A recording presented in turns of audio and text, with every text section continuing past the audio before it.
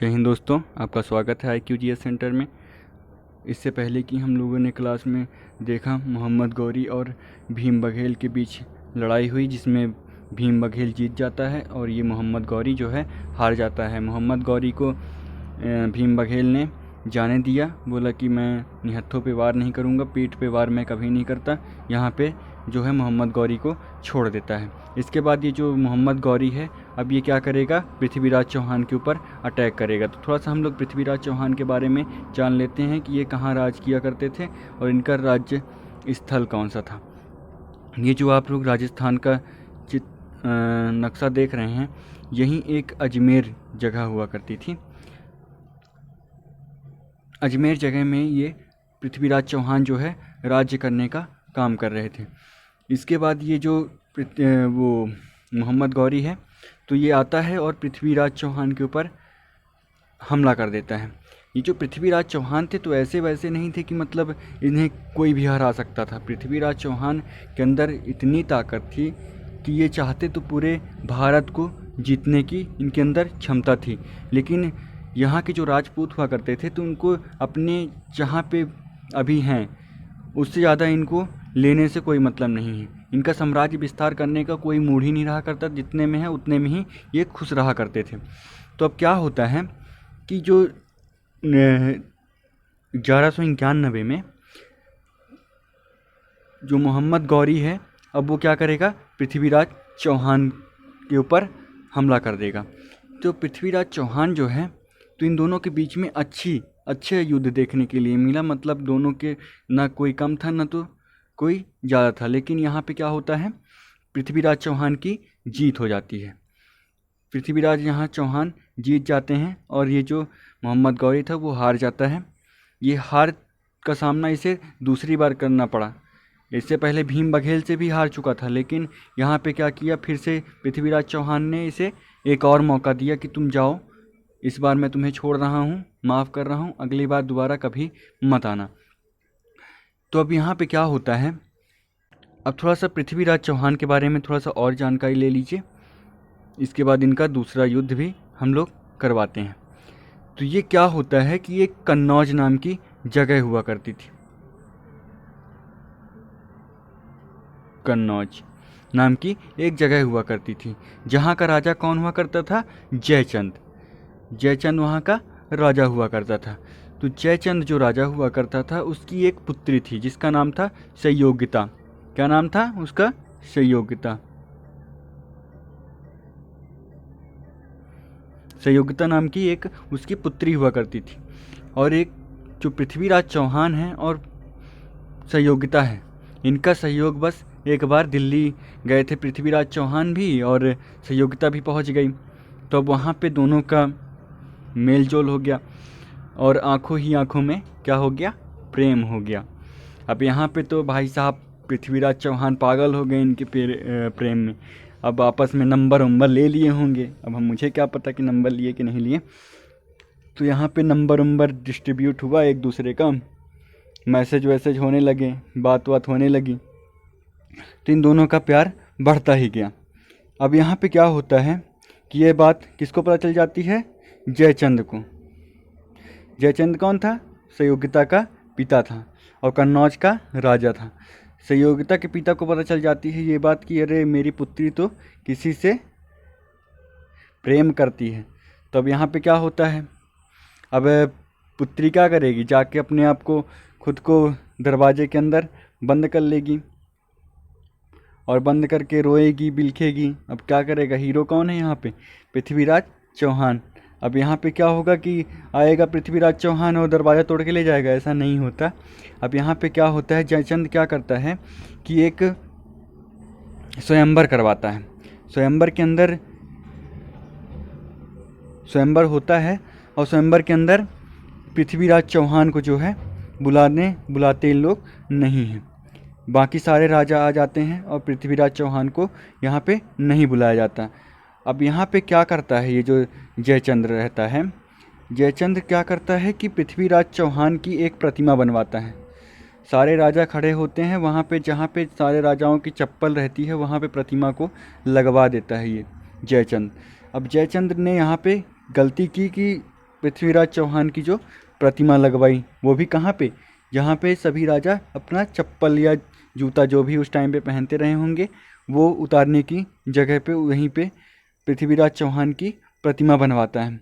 अब यहाँ पे जो जयचंद्र था उसकी प्रतिमा तो बनवा देता है और स्वयंवर चालू होता है, और जो राजकुमारी है, कौन राजकुमारी, कौन, सहयोगिता, सहयोगिता अपना वरमाला लेके वर को चुनने के लिए आगे निकलती है। जब आगे निकलती है तो क्या होता है कि सारे राजाओं से एक एक बार देख के आगे निकलते निकलते निकलते निकलते सीधे कहाँ पहुँच जाती है, पृथ्वीराज चौहान की मूर्ति के सामने।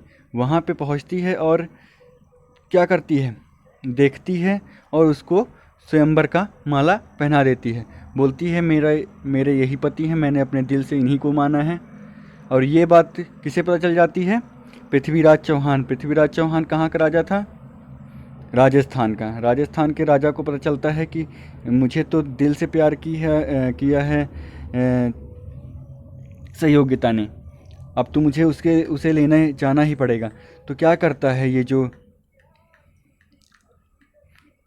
पृथ्वीराज चौहान था, वो क्या करता है कि अपने यहाँ से चलता है और सीधे सहयोगिता के घर पहुँचता है और इसके बाद उसको उठाता है और लेके चला आया। बोलता है कि मैं तुझको उठा लाया तेरे घर से, तेरे बाप के डर से, मतलब बाप के सामने ही उठा के बेटी को ले जाता है।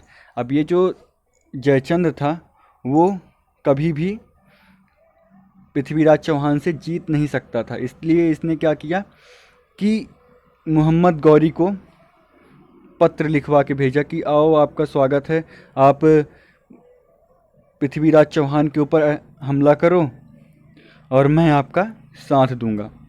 तो यहाँ पे जो मोहम्मद गौरी के पास ये पत्र भिजवाता है कि आओ मैं आपका साथ दूंगा और पृथ्वीराज चौहान को हराओ। अब ये बात, अब पृथ्वीराज चौहान की नई नई शादी हुई है, भाई अपने में बिजी हुआ है इस समय पृथ्वीराज चौहान। अब यहाँ पे इसको ये बात पता चलती है कि मोहम्मद गौरी फिर से आ गया, मोहम्मद गौरी दोबारा फिर से आ गया आपके ऊपर हमला करने। तो अब ये क्या कहता है पृथ्वीराज चौहान कि अरे कोई बात नहीं, आता है तो आने दो, कोई दिक्कत नहीं, अपने को एक बार मैंने पहले ही हरा चुका है, ये बार बार हार के जाता है, इस बार इसका किस्सा ही ख़त्म कर दूंगा। अब नई नई शादी हुई थी, इसका ज़्यादा सेनाओं पे ध्यान नहीं था कि क्या था, ये इसने एक छोटी सी सेना ली और चल दिया लड़ने के लिए।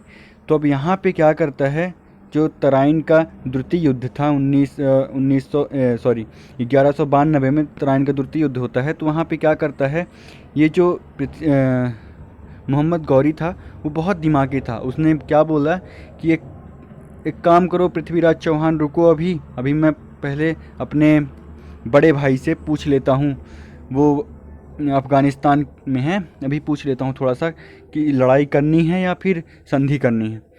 तो पृथ्वीराज चौहान बोलते हैं कि ठीक है बेटा, चल तू लगा ले फ़ोन, जो करना हो कर ले, लेटर वेटर भेज दे जितना भेजना हो, इसके बाद फिर हम लोग बाद में लड़ाई करते हैं। तो बोला ठीक है। अब यहाँ पे ये क्या करता है, जो मोहम्मद गौरी होता है, मोहम्मद गौरी क्या करता है,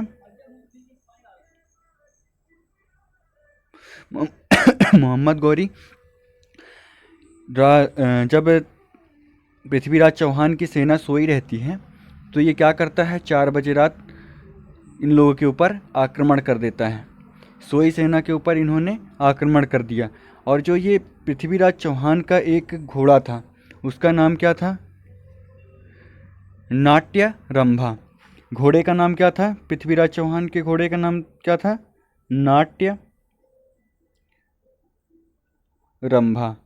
पृथ्वीराज चौहान के घोड़े का नाम कभी कभी पूछता है तो उसका नाम क्या था, नाट्य रंभा।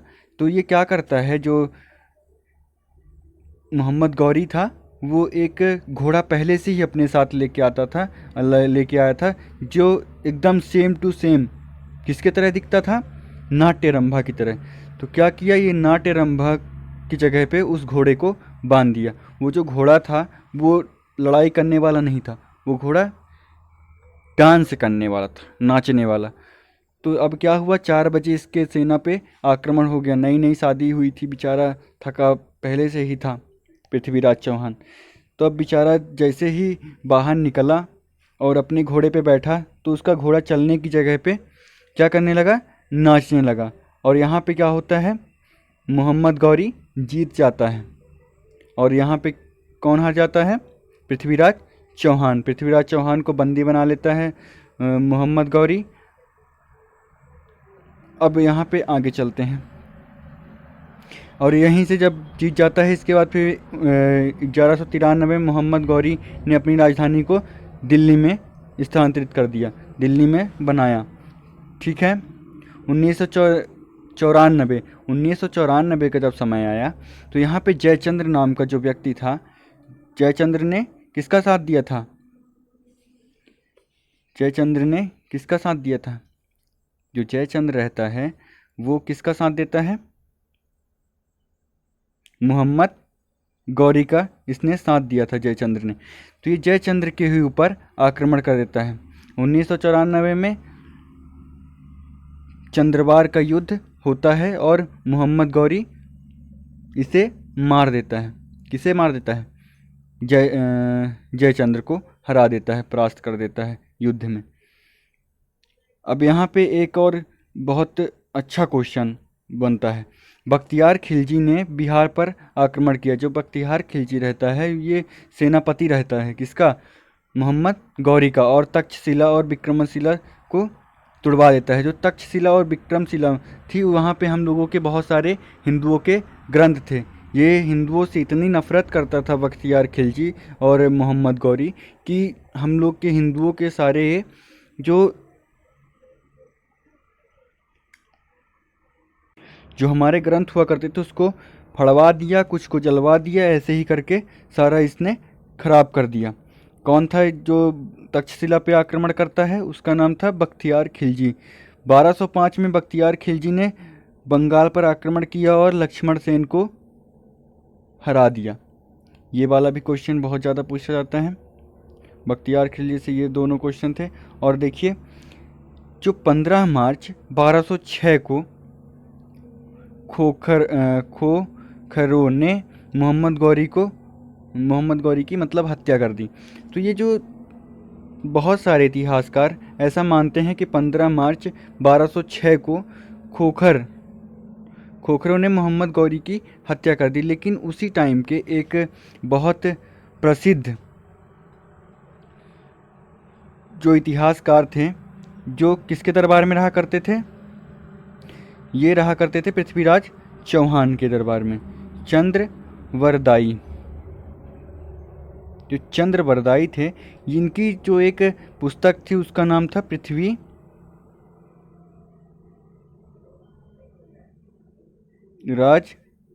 रासो। पृथ्वीराज रासो में इन्होंने लिखा है कि जो पृथ्वीराज रासो में इन्होंने लिखा कि पृथ्वीराज चौहान और पृथ्वीराज चौहान को ये मोहम्मद गौरी जो है तो अपने देश अफ़गानिस्तान लेके जाता है और क्या करता है कि इसको बंदी बना के जो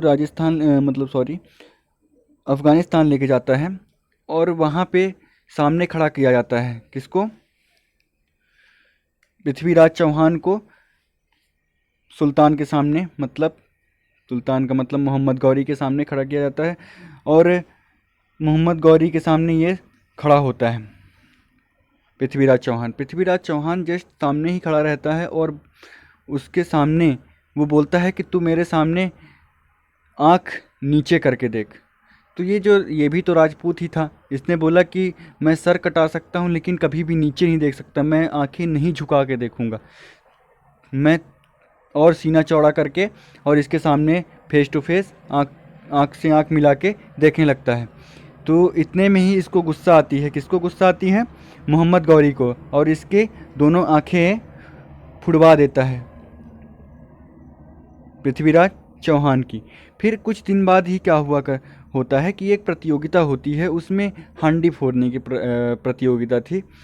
तो इसके पास एक शब्दभेदी बाण था, मतलब शब्द को सुनने के बाद यह जो पृथ्वीराज चौहान था वो क्या करा करता था, बाण चला देता था और सीधे उसी निशाने पे लगती थी। ऐसा किसने बताया? चंद्रबरदाई ने बताया। किससे? मोहम्मद गौरी से बताया कि ऐसा इनके अंदर टैलेंट है, तो एक बार टैलेंट को देखा जाए। तो ये मोहम्मद गौरी क्या कहता है, चलो ठीक है, जो इतने दिन तक देख ही लेते हैं, ऐसा कोई इंसान हुआ ही नहीं जो मतलब आवाज़ सुन के केवल मार सके। तो इसने बोला ठीक है, चलो तुम कहते हो तो एक बार टैलेंट को इसके हम लोग देख ही लेते हैं। तो यहाँ पे टैलेंट को देखने के चक्कर में इसकी मृत्यु हो जाती है। टैलेंट देखने के चक्कर में ऐसे मृत्यु होती है कि ये जो पृथ्वीराज चौहान का चंद्रबरदाई था, इसने बोला कि ऐसा है कि तुम हुक्म दोगे कि बाण चलाओ, तो वो कभी बाण नहीं चलाएगा। जब मैं बोलूँगा वो तभी बाण चलाएगा। तो एक काम करना, जब मैं बोलूँ तो 3 बार तुम अपनी जगह पे ही बैठ के बोलना कि बाण चलाओ बाण चलाओ। तो वो बोला ठीक है चलो।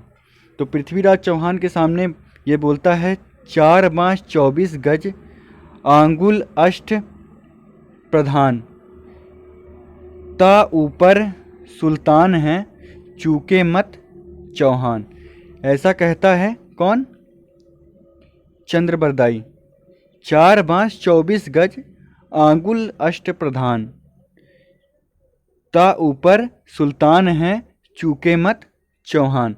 ऐसा कहने के तुरंत बाद ही ये चौहान जो था उसने बाण चलाई और सुल्तान की मृत्यु हो गई। मोहम्मद गौरी यहीं पे मारा गया। ये चंद्रबरदाई की एक बुक